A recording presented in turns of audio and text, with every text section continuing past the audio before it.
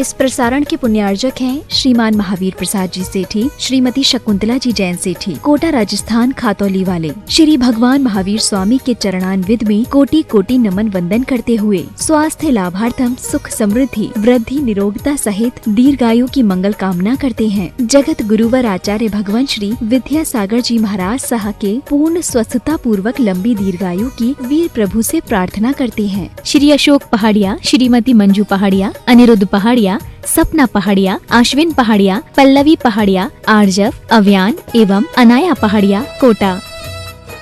श्री अनिल जैन, श्रीमती अमिता जैन, पुत्र एवं पुत्रवधू शशांक जैन, प्रीति जैन, तरुण जैन, अनुपमा जैन। पुत्री एवं दामाद श्रीमती श्वेता अग्रवाल, श्री आलोक अग्रवाल, नाती नातिन मितुल, मानवी, पौत्री सिमरन जैन, ईशानवी जैन, अहिली जैन, पौत्र संभव जैन, दुर्गापुर, पश्चिम बंगाल। श्री घीसालाल जैन झांझरी, एडवोकेट श्रीमती कला देवी जैन झांझरी, पुत्र एवं पुत्रवधू श्री राजेश जैन झांझरी, अपर जिला न्यायाधीश श्रीमती नीलम जैन झांझरी, पौत्रियां अनुष्का जैन झांझरी, ऐश्वर्या जैन झांझरी, पुत्री एवं दामाद श्रीमती रेखा जैन, श्री दिनेश जैन, दोहिता दिवेश जैन, दोहिती दिशा जैन, पुत्र एवं दामाद श्रीमती रेणु जैन, श्री संदीप जैन, दोहिता ईशान जैन, दोहिती रिया जैन, भीलवाड़ा, राजस्थान।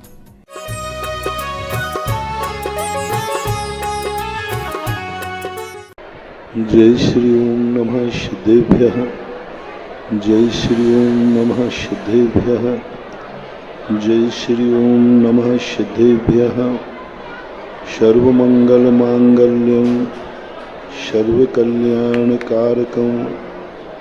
प्रधानं सर्वधर्माणां जैनं जयतु शासनं, जैनं जयतु शासनं। पंच परमेष्टि भगवान के आचार्य श्री गुरुवर कुंद कुंद महाराज की, आचार्य श्री गुरुवर विद्यासागर महाराज की। बोलिए परम पूज्य जगत पुण्य न्यायपाल श्रवण मुनि पुंगव श्री सदासागर जी महाराज की, समस्त आचार्य संघ की। सारे संसार में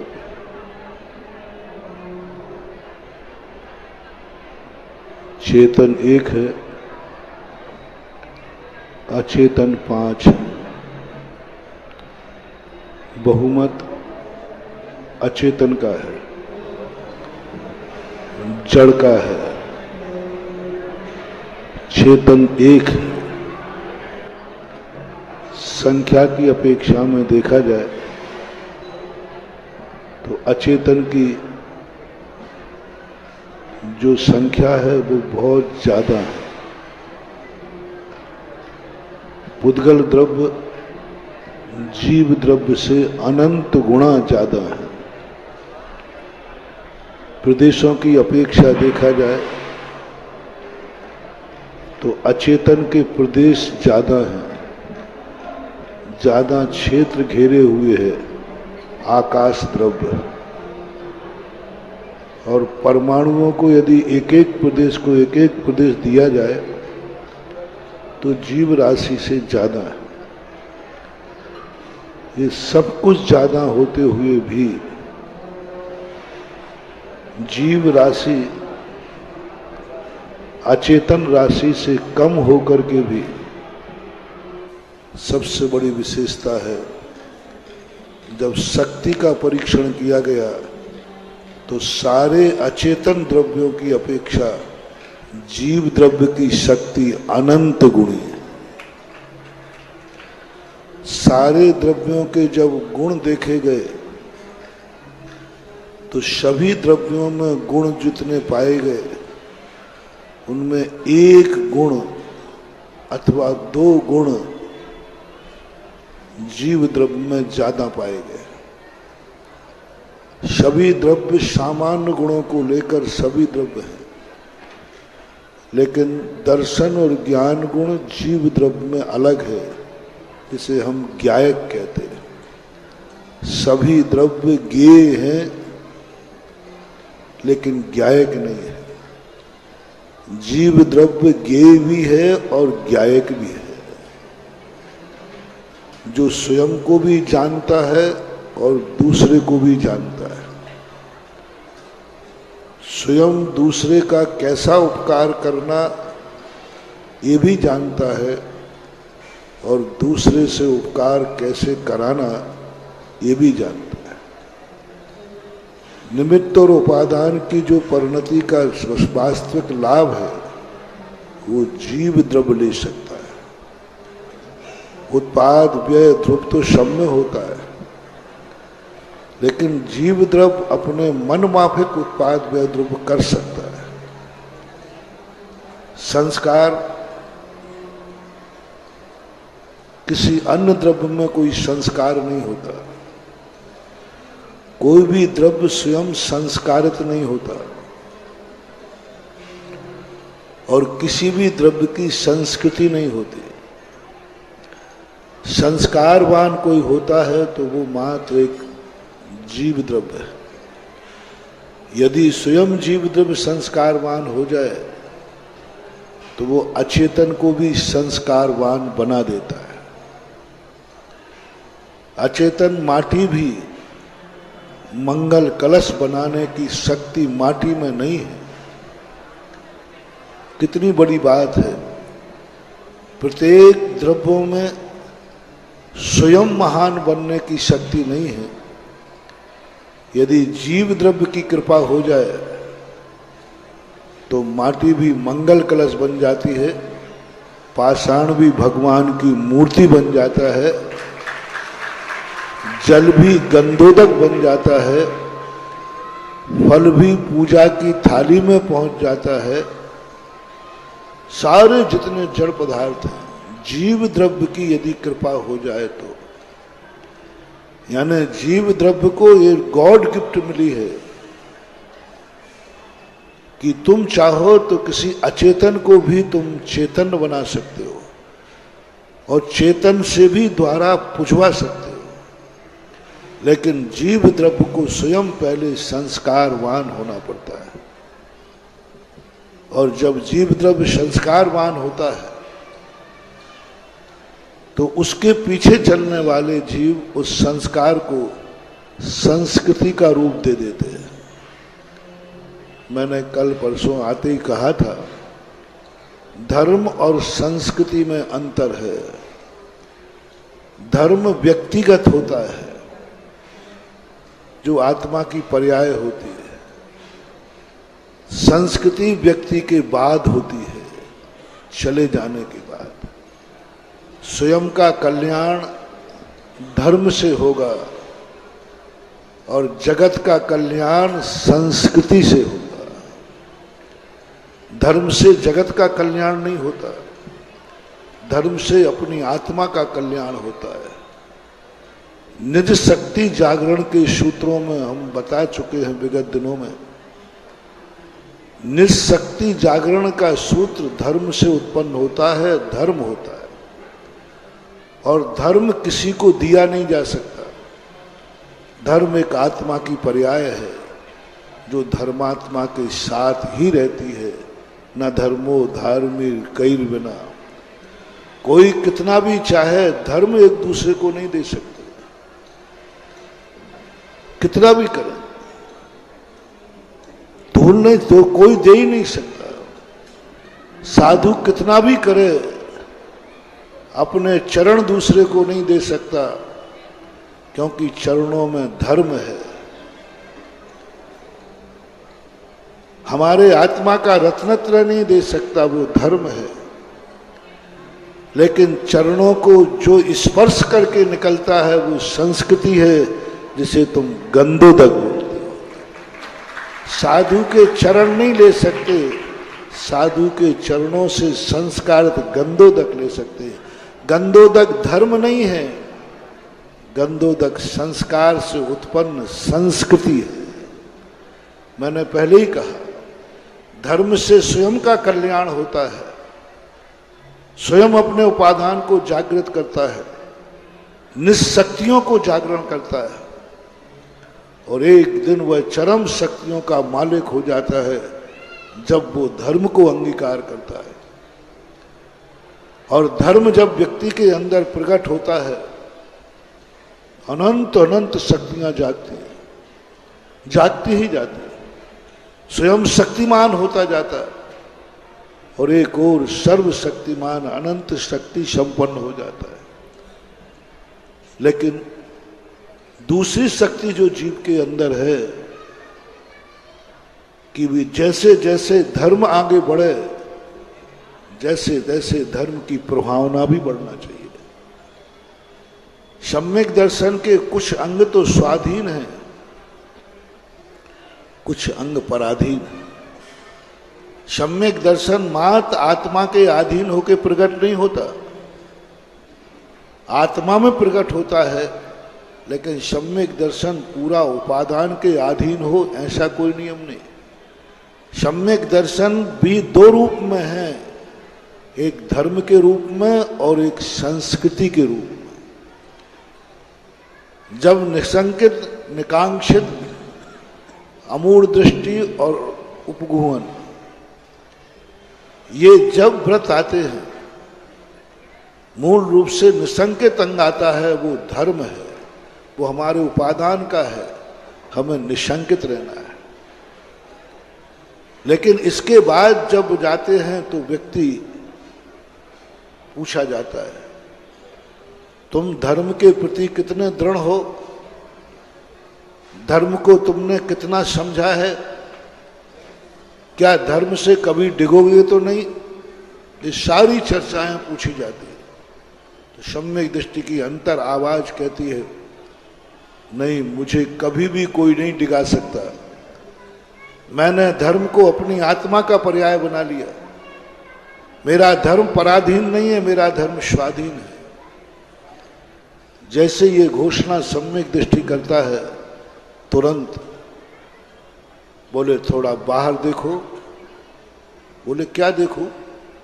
कह दिया ना कि मैं अंतर्दृष्टि हूं, सम्यक दृष्टि हूं, निसंकित हूं, कभी भी मेरा धर्म नहीं डिगेगा, मैं धर्म को नहीं छोड़ूंगा, क्योंकि मैं सदा अपनी आत्मा पर निगरानी रखूंगा, मैं अपने उपयोग पर निगरानी रखूंगा, मेरी क्रियाएं निगरानी पूर्वक होंगी।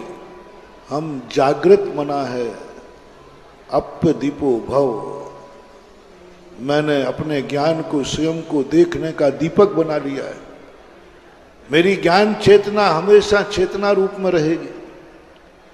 मैं होश में जीऊंगा, होश में चलूंगा, होश में सोऊंगा, सब कुछ होश पूर्वक करूंगा। जैन दर्शन कहता है, इतने मात्र से तुम सम्यक दृष्टि नहीं हो जाओगे, इतने मात्र से तुम्हारा सम्यक दर्शन पूर्ण नहीं होगा। तुम थोड़ा आंख खोलो, तुम थोड़ा कान खोलो, तुम इस दुनिया को देखो, ये दुनिया तुम्हें कैसी लग रही है। अरे भाई, मैं आत्मा कैसी लग रही है मैं देख चुका हूं। मेरी आत्मा बहुत अच्छी लग रही है, बहुत बढ़िया आत्मा है, मेरे आत्मा का वैभव है, मेरे आत्मा का स्वरूप है, अनंत ज्ञायक स्वरूपी हूं, मेरी आत्मा बहुत अच्छी लग रही है। जैन दर्शन कहता है, ये तो मैंने सुन लिया, ये तो सबको अपना चेहरा अच्छा लगता है, हैं? काला कुबड़ा व्यक्ति भी दर्पण देखता है, वो भी दर्पण में देख के यूं करता है। गलत तो नहीं बोल रहा हूं? काला कुबड़ा, अंधा, काना, लूला, नाक कटी हो, कान कटे हो, वो भी दर्पण में देख के एक बार तो मुंह, यानी वो भी चाह रहा है कि मेरा यह चेहरा मेरे लिए अच्छा है। हर व्यक्ति को अपना चेहरा अच्छा लगता है, हर व्यक्ति को अपना सोच अच्छा लगता है, हर व्यक्ति को अपनी जिंदगी का हर पहलू अच्छा लगता है। ये कोई ज्ञानी पुरुष की पहचान नहीं है। संसारी व्यक्ति को अपना शरीर अच्छा लगता है, कैसा भी हो, उसको भी वो सजाता है, उसको भी वो सुरक्षित करता है। तुम्हें आत्मा अच्छी लग रही है, तुम्हें अपना आत्मा का वैभव दिख रहा है कि मैं अच्छा हूं, बहुत अच्छा हूं, मेरा ज्ञान अच्छा, मेरा ध्यान अच्छा, मेरा चारित्र अच्छा, मेरा सब कुछ अच्छा है, द्रव्य अच्छा, गुण अच्छा, पर्याय अच्छा। इसमें मुझे संदेह है कि तुम धर्मात्मा हो कि नहीं। बहुत बड़ी बात है। ये खोज पूज्यवर समंत्रभद्र महाराज ने, पूज्यवर कुंदकुंद महाराज ने सबसे पहले सारे जगत में, क्योंकि हर व्यक्ति अपने आत्मा के वैभव में लीन होने की बात सोचता है और सम्यक दृष्टि घोषित करना चाहता है। जैन दर्शन ने कहा थोड़ा आंख खोल के देखो ये दुनिया कैसी है, जो दिख रहा है वो कैसा है। बोले ये तो सब गंदा है, हर वस्तु गंदी है, हर वस्तु बेकार है। जैन दर्शन कहता है तुम्हें अभी सम्यक दर्शन नहीं हुआ, क्योंकि तुम स्वयं से तो घृणा कर नहीं रहे हो, सारे जगत से घृणा कर रहे हो। इनमें कोई गुणवान लोग में उनसे भी घृणा कर रहे हो। तुम्हें बाहर का सब वैभव में घृणा हो रही, बाहर का सब वैभव में तुम घृणा कर रहे हो। तुम सम्यक दृष्टि नहीं हो सकते। जैसा तुम्हें अपनी आत्मा का स्वरूप सुंदर दिख रहा है, ऐसे सारे जगत की आत्माएं सुंदर दृष्टिगोचर हो जाए तो तुम निर्विचिकित्सा अंग के धारी हो जाओ। मात्र गुणवान कोई नहीं, ये तो व्यवहारिक है। वास्तव रूप से सारा जगत, कुंदकुंद भगवान कहते, जैसा तुमने अपने शुद्ध स्वरूप को जान लिया है, ऐसे सारे जगत को शुद्ध स्वरूप में देखो। सारा जगत दुनिया में तुम्हारे अंदर भटकाने वाला है, सारा जगत उन्मार्गी है। क्या तुम्हारा मन तो नहीं ललच रहा है उस उन्मार्ग पर जाने का? है तो तुम्हारा उद्गूहन अंग, अमूढ़ दृष्टि अंग नहीं है। क्या दुनिया में तुम्हें दोष दिख रहे हैं, तो क्या उन दोषों को तुम अपने ज्ञान के माध्यम से ढक सकते हो? क्या उस दोष में भी तुम्हें गुण नजर आ सकता है? ज्ञान में आ रहा है, इंद्रियों में आ रहा है दोष, और ज्ञान में आ रहा है गुण। दृष्टि में आ रहा है कि ये जहर है, और ज्ञान में आ रहा है कि जहर नहीं, ये औषधि है। जहर भी औषधि होती है, उस पर लिखा है जहर है। सारी दुनिया कह रही जहर है, एक ज्ञानी पुरुष कह रहा है लाओ मुझे, ये तो औषधि है। धतूरा मात निषेध है, और ज्ञानी कहता है लाओ ये औषधि है। क्या सारी जगत के, सारी दुनिया की स्थितियां तुम्हें गुण रूप दिखने लगी है? क्या तुम अपना जो प्रसंग है, तुम जिस मार्ग पर चल रहे हो, तो तुम इतनी तेजी से दौड़ लगा रहे हो कि रास्ते में कोई गिर गया है तो क्या उसे भी उठाने का भाव कर रहे हो? रास्ते में कोई साथ चल रहा है तो क्या उसको भी साथ चलाने का भाव कर रहे हो? अंत में उन्होंने कहा जो तुमने पाया है, क्या वह सारे जगत को देना चाहते हो कि सारा जगत तुम्हारे जैसा बने? ये 7 अंगों ने संस्कृति का निर्माण कर दिया।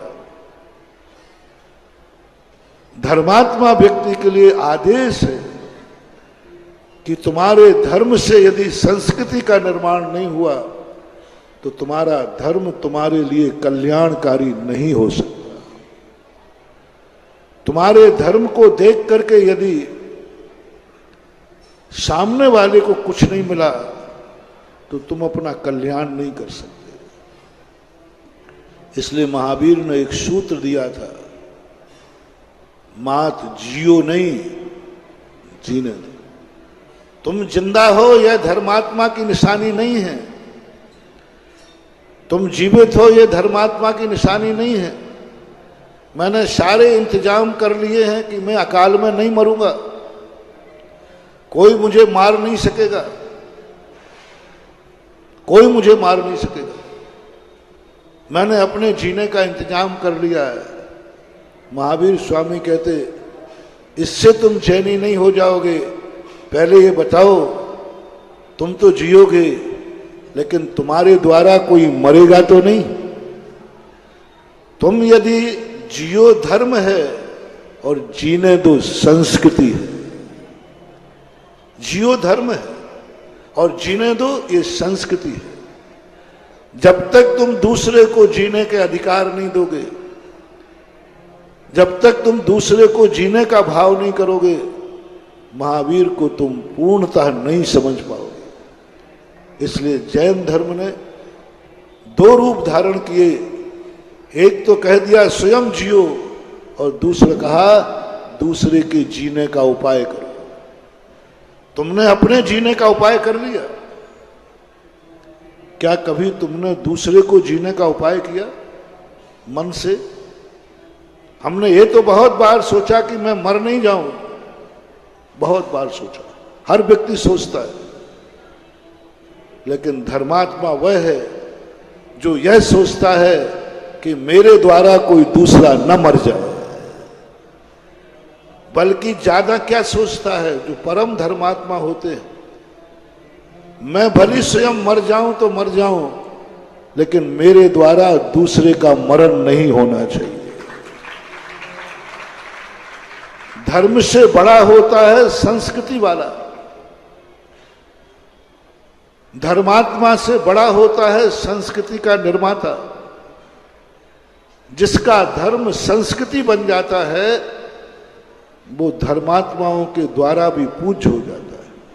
और संस्कृति का निर्माण आत्म कल्याण से नहीं है।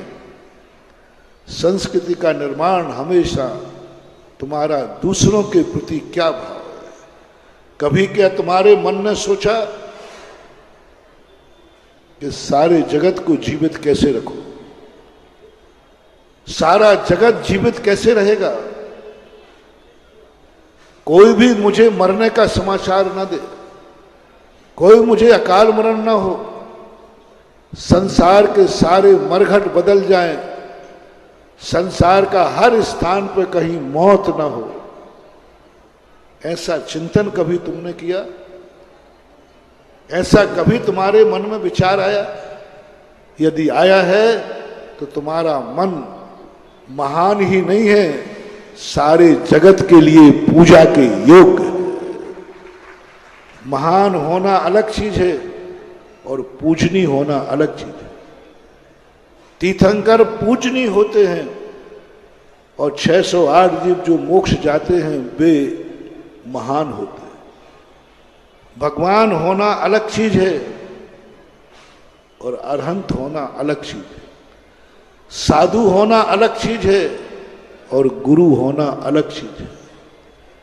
भगवान वही हो सकता है जो भक्त को भगवान बनाने की सोचेगा, और अरहंत वह हो सकता है जो अपने कल्याण की सोचता है। तो जब व्यक्ति के मन में ये भाव आता है, आपको आंखें मिली हैं, क्या इन आंखों से तुम देख के चलते हो मुझे कांटा ना लग जाए, मेरे पैर से कोई जीव ना कुचल जाए, मेरे जी पैर में कांच ना लग जाए, मैं गड्ढे में ना चला जाऊं? ऐसा करने वाली आंख धर्मात्मा की हो ये कोई नियम नहीं है। लेकिन यदि किसी की आंख ऐसी हो जाए कि भली मुझे कांटा लगे तो लग जाए, लेकिन मेरे पैर से कोई जीव न कुचल जाए, ये आंख है धर्मात्मा की। आंख से मेरे जीवन को खतरा ना हो जाए, ये धर्म है। लेकिन मेरी बिना देखे बिना कोई जीव न कुचल जाए, ये संस्कृति है। अपने अंदर की आवाज दुख की सुने या ना सुने, मैं कितना दुखी हूं, शेरनी खा रही है, घानी में पेला जा रहा है, साधु सुनते ही नहीं, साधु सुनते ही नहीं। अंदर की आवाज, अंदर के दुख की आवाज साधु को सुनाई नहीं पड़ती। लेकिन दुनिया के किसी दुखी की आवाज यदि कानों में पड़ जाए तो वो अपना चतुर्मार्ग छोड़ करके, अपनी सामायिक छोड़ करके उसको बचाने का भाव करता है। विष्णु कुमार मुनि, संस्कृति महान हो गई। विष्णु कुमार मुनि धर्म में थे, ध्यान में थे, धर्मात्मा थे, लेकिन उससे बड़ा जब उनको ज्ञात हुआ, संक्षेप में बता रहा हूं, कि मेरे द्वारा किसी दूसरे की रक्षा हो सकती है। अब मैं अपने धर्म की रक्षा करूं या दूसरे के धर्म की रक्षा करूं? मैं अपने मुनि व्रत की रक्षा करूं कि दूसरे के मुनि व्रत की रक्षा करूं? मैं अपने धर्म की रक्षा करूं या मोक्ष मार्गी की रक्षा करूं? निर्णय होने पर कौन जीत गया?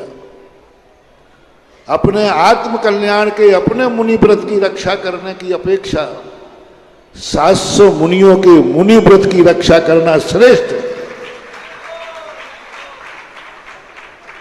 अपने कल्याण की अपेक्षा जगत के कल्याण करने की भावना श्रेष्ठ है। स्वयं को कोई बाधा होगी, उन्होंने छोड़ दिया और संस्कृति का निर्माण कर दिया। आज वो अमर हो गए। ये सारी भूमिका के मैं तुम्हें बताना चाहता हूं, ये वर्षा योग धर्म और संस्कृति का एक बहुत बड़ा सम्मेलन है। इसमें धर्म ही नहीं है। ये चतुर्मास धर्म का नहीं है। चतुर्मास मात्र धर्म के लिए नहीं किया जा रहा है। चतुर्मास जो होता है ये संस्कृति की ध्वजा को फहराता है। आत्मा के जीव की रक्षा करने का भाव नहीं है यहां। आत्मा की रक्षा तो उस समय भी होती है जब जीव विहार करता है। 8 महीने विहार करते हैं, उस समय भी मुनिराज है। आत्मा का कल्याण तो उस समय भी हो सकता है, केवल ज्ञान तो उस समय भी हो सकता है, लेकिन चतुर्मास आत्म कल्याण के लिए नहीं। आत्म कल्याण के लिए ही मात्र नहीं। उन्होंने कहा इससे जो आप विहार में करते हैं आत्म कल्याण, उससे भी बड़ा कल्याण हो सकता है तुम्हारा कि तुम चातुर्मास अपने लिए मत करो, चातुर्मास उनके लिए करो जो तुम्हारे पैर से कुचल सकते हैं, नाश हो सकते हैं। सामायिक के लिए चतुर्मास नहीं, ध्यान के लिए चतुर्मास नहीं। मैंने पहले ही कह दिया, ध्यान तो गर्मी में भी होता है, सर्दी में भी होता है। केवल ज्ञान तो गर्मी में भी हुए, सर्दी में भी हुए, बहुत लोगों को। चातुर्मास क्यों? चातुर्मास वो संस्कृति है जिसमें स्वयं नहीं, जीने की बात नहीं है, दूसरे को भी जीने दो। तुम चातुर्मास में विहार तो करोगे तो तुम तो जियोगे, तुम्हारी सामायिक भी अच्छी होगी, तुम्हारा प्रतिक्रमण भी अच्छा होगा, तुम्हारी वीतरागता भी अच्छी होगी, तुम्हारी निष्प्रहता भी अच्छी होगी, तुम हवाओं के समान सारी दुनिया में घूमते रहोगे। इस सबसे ज्यादा श्रेष्ठ है कि चातुर्मास में तुम अपने लिए मत बैठो, तुम दूसरों के लिए बैठो। क्योंकि तुम्हारा एक धर्म तो पल रहा है, तुम जी तो रहे हो, लेकिन चातुर्मास के अंदर तुम्हारी प्रवृत्ति से दूसरे लोग मर सकते हैं। तो ये चातुर्मास जो किया जा रहा है जीने के लिए नहीं, जीने दो के लिए किया जा रहा है। 8 महीने साधु जीता है, 4 महीने साधु जीने दो के लिए रुकता है। जब चलता है तो जीने के लिए चलता है। मैं साधु बना रहा हूं, निष्प्रही बना रहा हूं, निस्संग बना रहा हूं, लेकिन जब साधु रुका है चतुर्मास के लिए तो जीने दो के लिए रखा है कि मेरे द्वारा ऐसे तुच्छ जीव हैं, वो मर सकते हैं, उनको जीने दो। यह है संस्कृति, यह है जगत का कल्याण। और फिर दूसरा चतुर्मास उद्देश्य क्या है? चातुर्मास तो जंगल में भी हो सकता है, पेड़ के नीचे भी हो सकता है, लेकिन साधु की एक कमजोरी है। साधु की एक कमजोरी है, बहुत बड़ी कमजोरी पंचम काल के साधु की।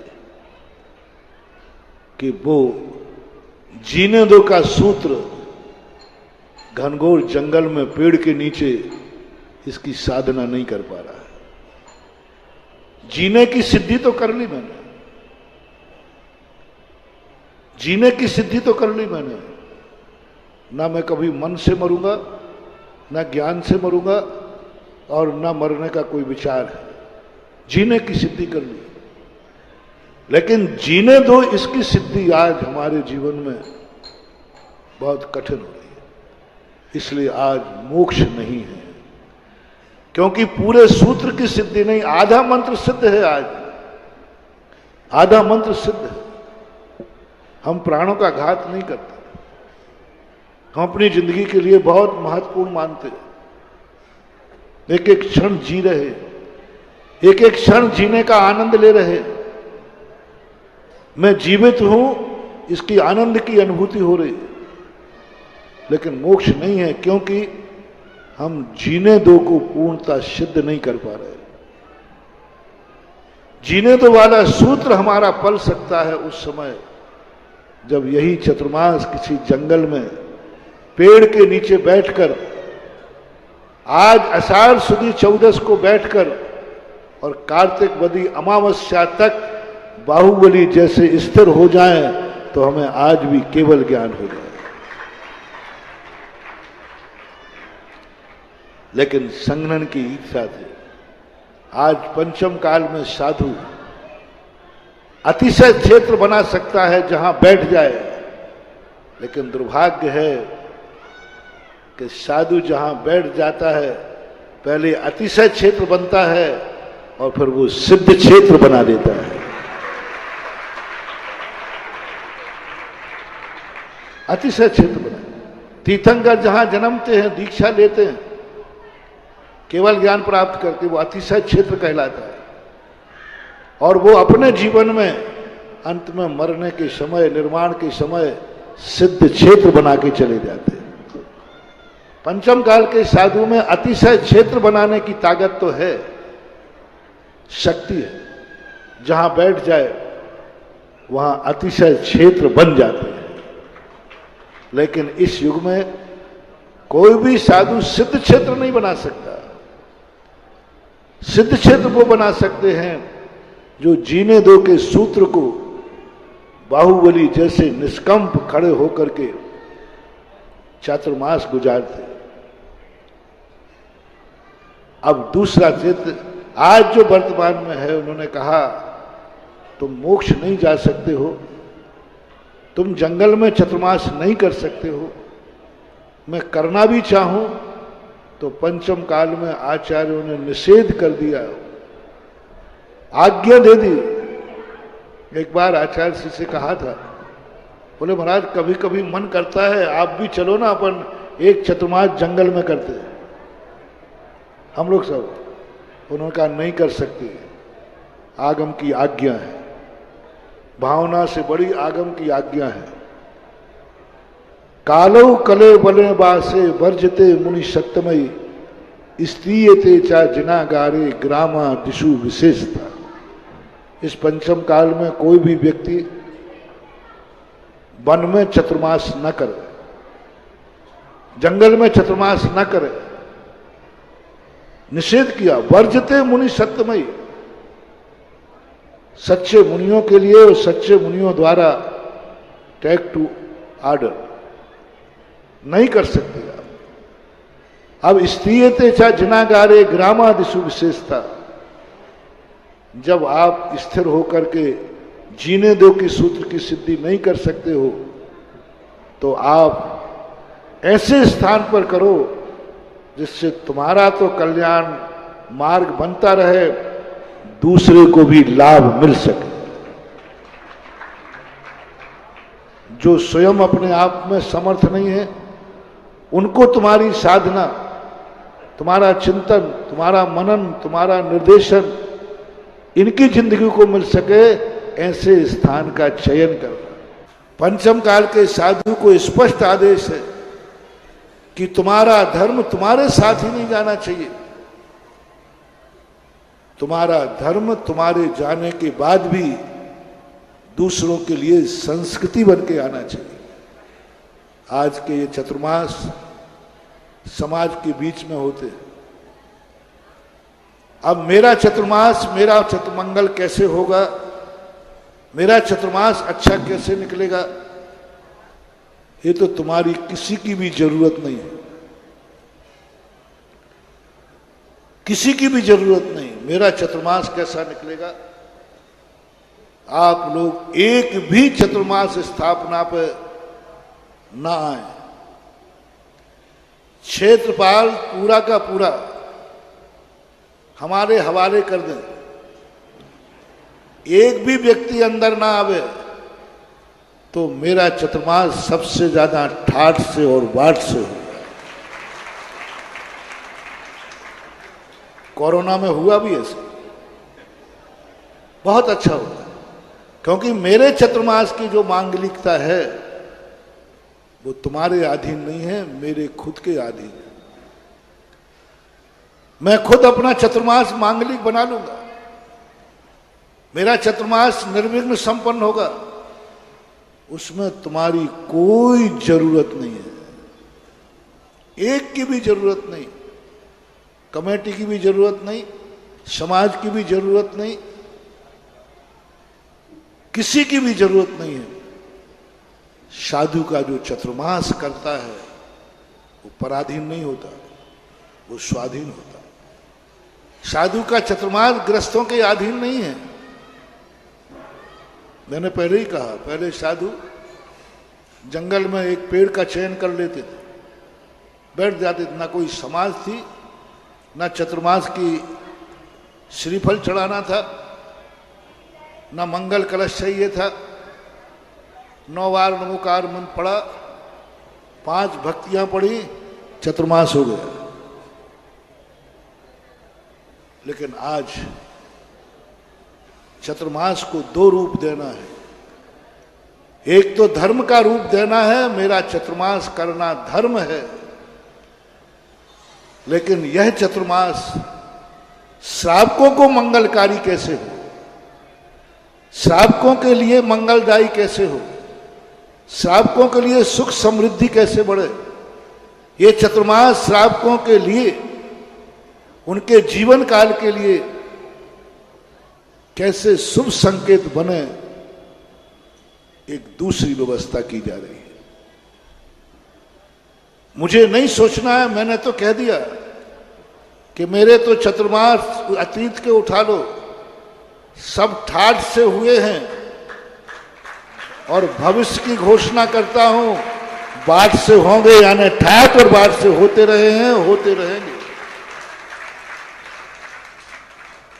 साधु की अवस्था सही है, व्यवस्थाओं की उसे जरूरत नहीं है।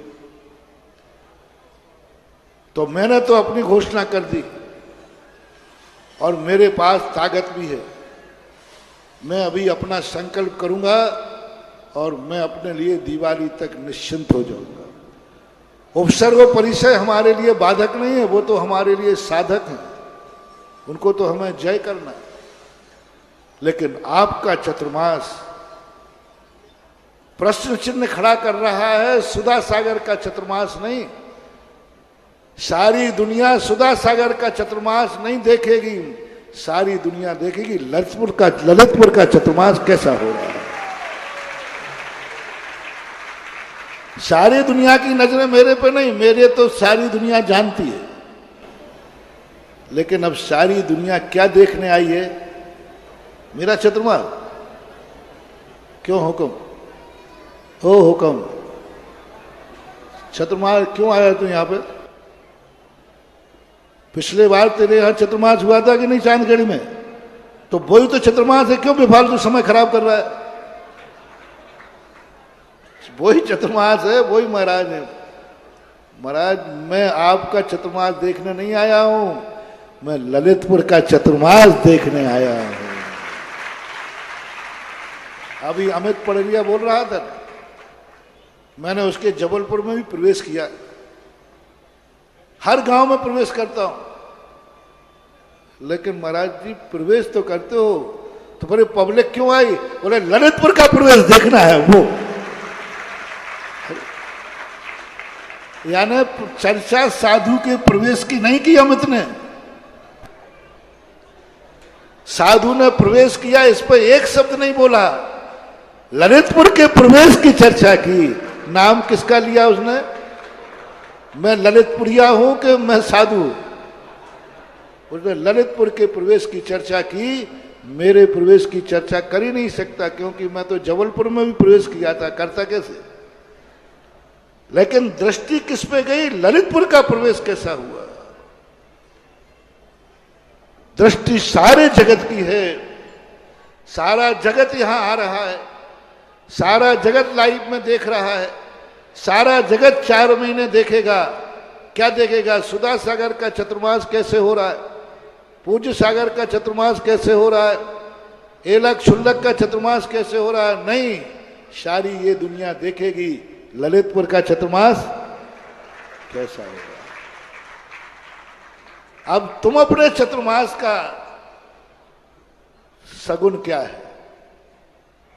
तुम अपना चतुर्मास कैसे मांगलिक बनाओगे? कैसे बनाओगे कि ये चतुर्मास गिनीज बुक में नाम आ जाए? अंचल जी बोल रहे थे चतुर्मास को गिनीज बुक में लाऊंगा,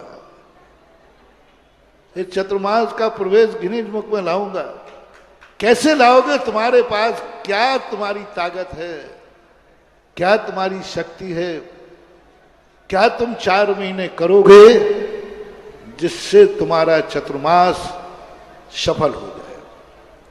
मैंने तो बता दिया, मैं तो बहुत अच्छा स्वाध्याय करूंगा, सामायिक करूंगा, प्रतिक्रमण करूंगा, उपवास करूंगा, ध्यान साधना करूंगा, भक्तियां करूंगा, जो जो करूंगा सब मेरा तो घोषित है।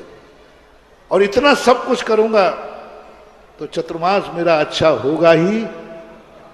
अब तुम्हारी घोषणा कर दो, तुम किस बल पे बोलते हो कि ललितपुर का चतुर्मास अच्छा होगा?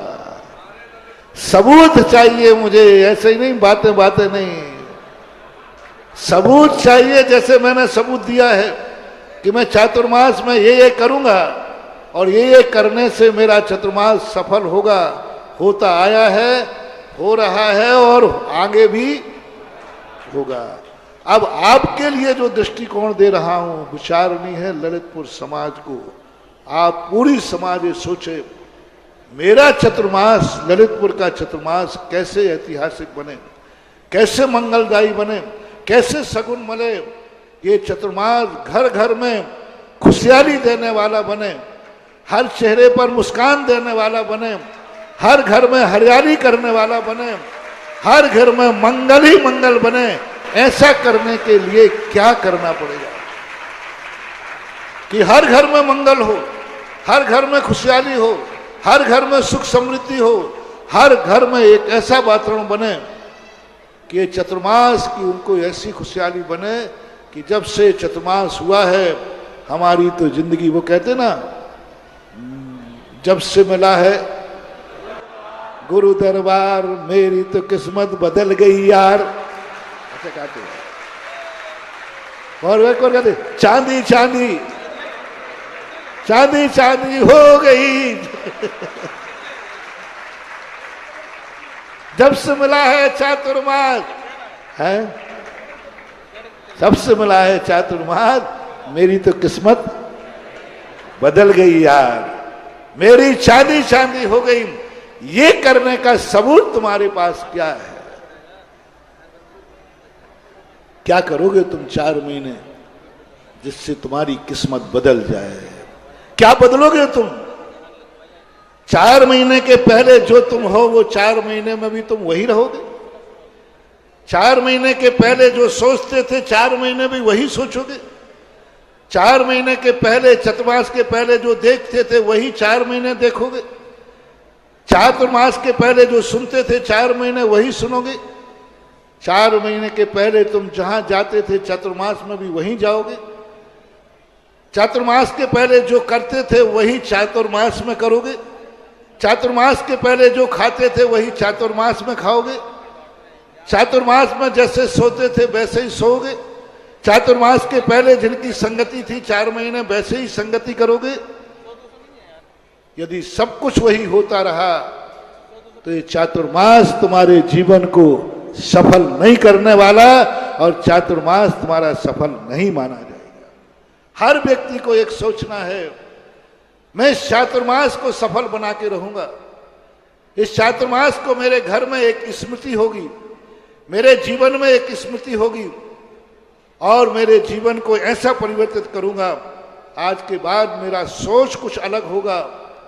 4 महीने मेरे मन में कुछ अलग बातें आएंगी, 4 महीने में कुछ अलग देखूंगा, 4 महीने कुछ अलग सुनूंगा, 4 महीने मेरे पैर कुछ अलग स्थान पर जाएंगे, 4 महीने मेरे हाथों से कुछ अलग होगा, 4 महीने मेरी भोजन की थाली में कुछ अलग भोजन होगा, अलग खाना होगा, कुछ करना होगा। अपने जीवन को एक ऐसा कि चातुर्मास में कुछ कहें, कोई पूछे चातुर्मास में क्या चल रहा है, तुम कह सको कि चातुर्मास में मेरा यह चल रहा है। कोई पूछे चातुर्मास मिला तुम्हें, चातुर्मास महाराज का मिला, तुम्हारी जिंदगी के लिए क्या हुआ, तो तुम गर्व से कह सको मेरे मन में 4 महीने चातुर्मास जब से हुआ बुरे विचार आना बंद हो गए, क्योंकि मुझे बुरे विचारों का समय ही नहीं मिलता, क्योंकि दिन भर शुभ विचारों कानों में गूंजते रहते हैं। मैं बुरा देखता था, मेरा बुरा देखना बंद हो गया, क्योंकि 4 महीने में कुछ बुरा दिखने का समय ही नहीं मिलता। मेरे कान बुराइयां सुनते थे, आजकल मेरे कानों ने बुराइयां सुनना मिल गई, क्योंकि दिन भर हमें कुछ ना कुछ सुबह से शाम तक गुरु महाराजों के द्वारा कुछ ना कुछ सुनने को मिल रहा है। इसलिए कानों ने बुरा सुनना बंद कर दिया, आंखों ने बुरा देखना बंद कर दिया, बोलने का समय ही नहीं मिलता। 24 घंटे महाराज के सामने रहता हूं, तो जो मुंह से बुरा बोलता था वो भी बोलना बंद हो गया। अब तो बोलता है तो जय जय गुरुदेव। पैरों में जो यहां वहां घूमते थे, दिन भर यहां वहां भटकते थे, अब मेरे पैरों ने बुरे स्थान पर जाना बंद कर दिया। अब तो घर से जब बाहर पैर निकलता है तो सीधा क्षेत्रपाल जी पहुंचता है, इसलिए पैरों ने बुरे स्थान पर जाना छोड़ दिया। इन हाथों से मेरे से कुछ बुरा हो जाता था, लेकिन आजकल कुछ बुरा होता ही नहीं। सुबह अभिषेक करता हूं, शांति धारा करता हूं, प्रवचन सुनता हूं, आहार देता हूं, अच्छा हो रहा है, अब कुछ बुरा हो ही नहीं रहा। पहले भोजन की थालियों में कुछ गंदा खा लेता था, अभक्ष खा लेता था, लेकिन इस चातुर्मास में मेरे सबसे बड़ी हुई कि मेरी थाली ऐसी हो गई जैसे महाराज की अंजलि का भोजन हो गया। भी गुरु महाराज स्टेज पर होंगे, संघ का कोई साधु स्टेज पर होगा, उस समय हम पंडाल में होंगे, ये नियम है। गुरु महाराज पंडाल में तो हम पंडाल में, गुरु महाराज कमरे में तो हम घर में, सीधा सिद्धांत। गुरु महाराज घर में कमरे में तो तुम कहां, और गुरु महाराज पंडाल में तो तुम कहां। बस ये नियम कर लो। यानी जब भी पंडाल में महाराज या कोई साधु बैठेगा, हम उस पंडाल में वहां साक्षी में रहेंगे। बोलो, जब भी कोई कार्यक्रम होगा तो मैं पंडाल में प्रवचन देने आऊंगा कि नहीं? तो तुम्हें मेरी ईमानदारी पर विश्वास है कि नहीं? अब तुम पूछ लो महाराज, हमारी ईमानदारी पर विश्वास है कि नहीं? मेरा तो तुमने प्रमाण पत्र दे दिया, महाराज प्रवचन होगा, आप जरूर पंडाल में आएंगे, पक्का है। आप नहीं आएंगे, कोई महाराज आएंगे, लेकिन आएंगे पक्का है। पक्का है कि नहीं?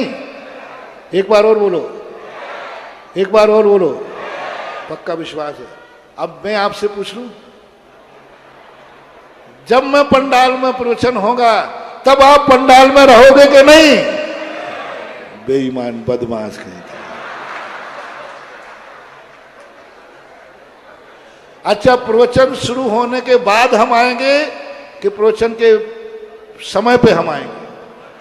हम मैं समय पे आऊंगा, प्रतिदिन के लेट आऊंगा। अभी मेरी बारी हुई, तुम ही कहते जाना। अब आप लोग समय पे आएंगे कि समय के बाद आएंगे? चातुर्मास किसका बिगड़ा? मैं प्रवचन करना है तो पंडाल में आऊंगा, मेरा चातुर्मास सफल। और प्रवचन तुम्हारे लिए हो रहा है और तुम उस पंडाल में नहीं मिले हो, प्रवचन हुआ, तुम्हारा चतुर्मास फेल। मैं समय से यहां उपस्थित रहूंगा, जो समय निर्धारित किया जाता है, मेरा चतुर्मास सफल। और जो समय प्रवचन का सुनने का रखा है, उस चतुर्मास प्रवचन में तुम लेट हुए, तुम्हारा चतुर्मास फेल। बोलो, तुम्हें अपना चतुर्मास सफल करना है या फेल? एक बार और बोलो। सफल करना है तो ये नियम लेना होगा कि जब पंडाल में कोई कार्यक्रम महाराज कर रहे होंगे, उस समय हम पंडाल में उपस्थित रहेंगे। और जो समय निर्धारित किया गया है, महाराज के मुख से एक शब्द भी नीचे नहीं गिरने दूंगा। लो सफलता का सोपान। महाराज के मुख से निकला हुआ एक शब्द भी जमीन पे नहीं गिरने दूंगा, हवा में नहीं उड़ने दूंगा। मेरे महाराज के मुख से जो शब्द निकलेगा वो मेरे कानों से ही गुजर के जाएगा। ये संकल्प तुम्हारा हो तो चतुर्मास सफल हो सकता है। मेरे कानों के बिना प्रवचन शुरू करते ही ओम शब्द भी निकला है तो उसे जमीन पर नहीं गिरने दूंगा। वो ओम भी मेरे कानों से गुजर के ही जाएगा। इसमें कितने ईमानदार निकलेंगे? कितने परसेंटेज हैं कि जो एक नियम ले लें कि मंच से गुरु महाराज के मुख से जो शब्द निकलेगा वो मेरे कान से ही गुजर के जाएगा, निष्फल नहीं जाएगा। कितना परसेंट मान लूं? अंचल जी, पहले तो इसी से पूछ लूं कि इसका क्या है। मैं आज स्टेज पे आ गया और भाई साहब अभी अंदर घूम रहे हैं, प्रेसिडेंट ऑफ ललित। ये शब्द की बात बहुत बड़ी बात है महानुभाव, कि एक शब्द भी हम चतुर्मास का अपने कानों के बिना नहीं जाने देंगे। वो मेरे कान से गुजर के ही शब्द जाएगा। समझ लेना, तुम्हारा चतुर्मास गिनीज बुक में आ गया। अब जितने परसेंटेज लोग ये नियम पालेंगे उतने नंबर आएगा। 33% पालेंगे तो 33, और 23% पालेंगे तो 10 नंबर में ग्रेस में मिला दूंगा। कितने परसेंट लोग हैं जो ये सोचे कि चतुर्मास ललितपुर का सफल करना है, तो महाराज के मुख से निकला हुआ हर शब्द मेरे कान से होकर निकलेगा। चतुर्मास क्या, सारे विश्व के अतीत के चतुर्मास सब सेकंड हो जाएंगे और ललितपुर का चतुर्मास फर्स्ट हो जाएगा।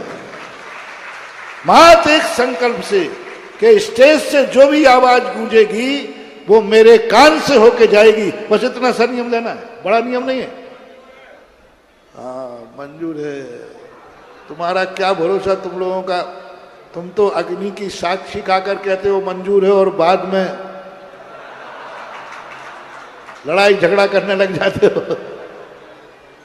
लेकिन फिर भी मेरा कहना है कि एक खबर के स्टेज से जो आवाज गूंजेगी, जो व्यक्ति ये संकल्प करे वो मेरे कान से गुजर के जाएगी। इतने से मंत्र से ही आपका चतुर्मास अमित पड़रिया के लिए हर चतुर्मास में कहने का मौका मिल जाएगा कि चतुर्मास हो तो कैसा हो, अभी नहीं दिवाली वगैरह हो। ये स्थिति होना चाहिए। और अब ऐसा होना चाहिए कि ललित परिवार का चतुर्मास हुआ था, ललितपुर के किसी जैनी के घर में आज से दिवाली तक कम से कम रात्रि भोजन नहीं होना चाहिए। पूरी ललितपुर समाज के लिए टेक टू ऑर्डर। किसी घर में कोई पूछे क्यों, क्या बात है, बोले हमारे यहाँ चतुर्मास हो रहा है इसलिए जैनी के घर में रात्रि भोजन नहीं होगा। चातुर्मास हो रहा है, जैनी के घर में आलू और प्याज नहीं बनेगा। दिवाली तक आलू और प्याज जैन के घर में नहीं आएगा। मैं किसी सब्जी वाले से पूछवा लूंगा।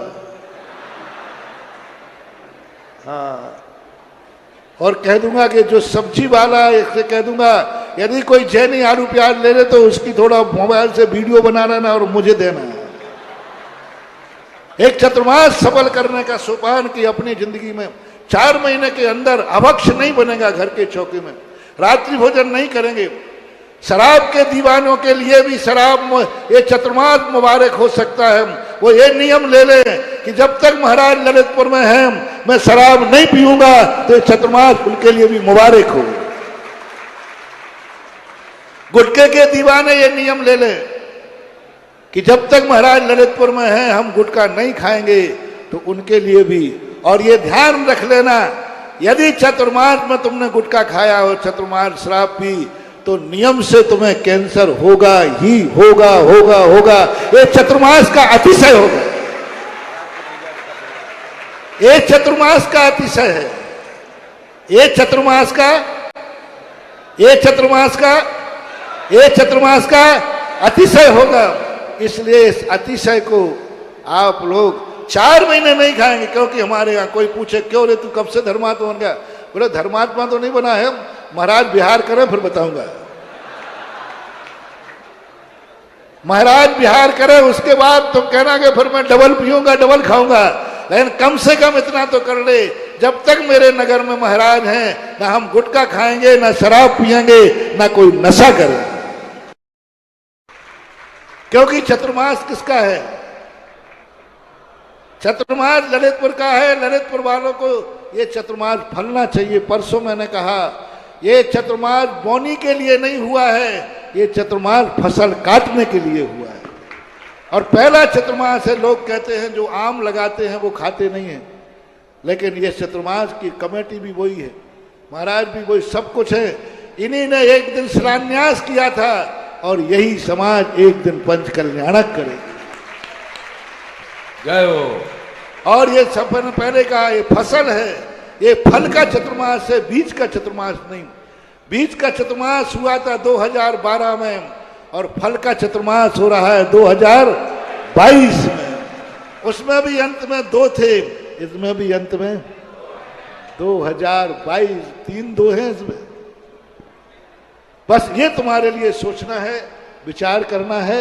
और घर घर में जो मैंने बात कही कि एक भी घर ऐसा नहीं बचना चाहिए जिस घर में मंगल कलश, भक्ति कलश न पहुंचे। अभी तक एक रिकॉर्ड बना था आमा के अंदर, जो राजस्थान में जितने घर थे सब घर में भक्ति कलश गया था। 2 घर में नहीं पहुंचा, मुझे बताया दिवाली को महाराज 2 घर में ऐसे गरीब हैं कि जहां कलश नहीं पहुंचा। मैंने कमेटी को तैयार करके उनके घर में 2 कलश भेजा देते दिवाली के, फोकट में नहीं, किसी सेठ के द्वारा। तो ऐसा एक बने कि हर घर में ये कहे चातुर्मास का मंगल दिवाली के दिन मेरे घर में प्रवेश करेगा। तो ये सारे जितने मंगल कलश हैं, ये मंगल कलश ललितपुर के चतुर्मास को सफल करने वाले हैं। चतुर्मास के, इस चतुर्मास को ललितपुर के लिए सुख समृद्धि हो, सुख समृद्धि देने वाला हो, उसके लिए ये मंगल कलश है। आपका चतुर्मास आपके लिए मंगलमय हो, इसके लिए ये मंगल कलश है।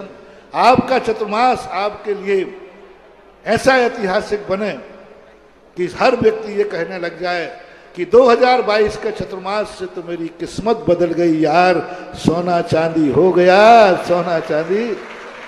ये तुम्हारी, उसके लिए ये मंगल कलश की स्थापना है। समय आपका हो रहा। इस प्रसारण के पुण्यार्जक थे श्रीमान महावीर प्रसाद जी सेठी, श्रीमती शकुंतला जी जैन सेठी, कोटा राजस्थान खातौली वाले। श्री भगवान महावीर स्वामी के चरणान्विद में कोटि कोटि नमन वंदन करते हुए स्वास्थ्य लाभार्थम, सुख समृद्धि, वृद्धि, निरोगता सहित दीर्घायु की मंगल कामना करते हैं। जगत गुरुवर आचार्य भगवान श्री विद्यासागर जी महाराज साह के पूर्ण स्वस्थता पूर्वक लंबी दीर्घायु की वीर प्रभु से प्रार्थना करते हैं। श्री अशोक पहाड़िया, श्रीमती मंजू पहाड़िया, अनिरुद्ध पहाड़िया, सपना पहाड़िया, आश्विन पहाड़िया, पल्लवी पहाड़िया, आर्जव, अव्यान एवं अनाया पहाड़िया, कोटा। श्री अनिल जैन, श्रीमती अमिता जैन, पुत्र एवं पुत्रवधू शशांक जैन, प्रीति जैन, तरुण जैन, अनुपमा जैन। पुत्री एवं दामाद श्रीमती श्वेता अग्रवाल, श्री आलोक अग्रवाल, नाती नातिन मितुल, मानवी, पौत्री सिमरन जैन, ईशानवी जैन, अहिली जैन, पौत्र संभव जैन, दुर्गापुर, पश्चिम बंगाल। श्री घीसालाल जैन झांझरी, एडवोकेट श्रीमती कला देवी जैन झांझरी, पुत्र एवं पुत्रवधू श्री राजेश जैन झांझरी, अपर जिला न्यायाधीश श्रीमती नीलम जैन झांझरी, पौत्रियां अनुष्का जैन झांझरी, ऐश्वर्या जैन झांझरी, पुत्री एवं दामाद श्रीमती रेखा जैन, श्री दिनेश जैन, दोहिता दिवेश जैन, दोहिती दिशा जैन, पुत्र एवं दामाद श्रीमती रेणु जैन, श्री संदीप जैन, दोहिता ईशान जैन, दोहिती रिया जैन, भीलवाड़ा, राजस्थान।